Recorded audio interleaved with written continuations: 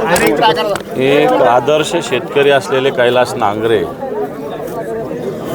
एक नाविन्यपूर्ण शेती करणारे कैलास नांगरे यांना आत्महत्या करावी लागते, हे दुर्दैव आहे आपल्या महाराष्ट्राचं, या भागाचं. कारण यांची मागणी जी होती, खडकपूर्णा प्रकल्प जो इथे आहे, या खडकपूर्णाच्या माध्यमातून 14 गावांना पाणी मिळावं.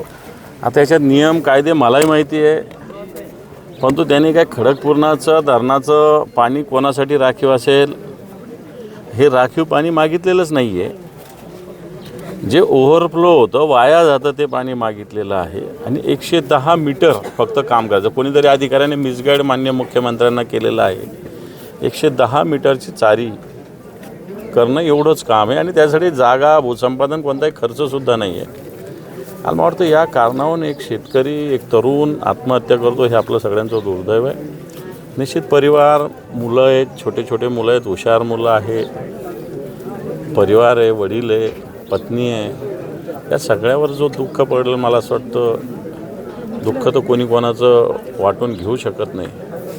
परंतु एक भेट देण्यासाठी आम्ही शिवसेना पक्षाच्या वतीने माननीय उद्धवजी ठाकरे साहेबांच्या आदेशाने आज आलेलो.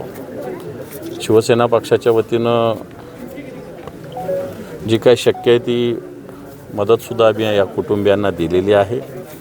परंतु तेवढ्यापुरतं ते काही करणं, ते तर सगळ्यांची जबाबदारी. परंतु सगळ्यात आधी कैलास नांगरेंच्या ज्या भावना होत्या, पाणी, मला वाटतं एक सिंचनाचा विषय या महाराष्ट्राचा. सरकार तर मोठ्या मोठ्या घोषणा करतो, एकीकडे विदर्भामध्ये 78,000 कोटीचा प्रोजेक्ट, इकडे मराठवाड्यात 46,000. प्रत्यक्षात कुठंच काही नाही.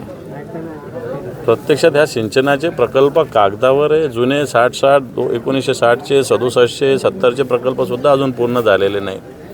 आणि म्हणून निश्चित या निमित्तानं कैलास नांगरेंनी ज्या पद्धतीनं आपला जीव एक प्रकारे या सिंचनासाठी, शेतकऱ्यांसाठीच दिलेला आहे, त्याचंही बलिदान आहे. आणि मला असं वाटतं या भागातील जनतेला पाणी मिळालं पाहिजे.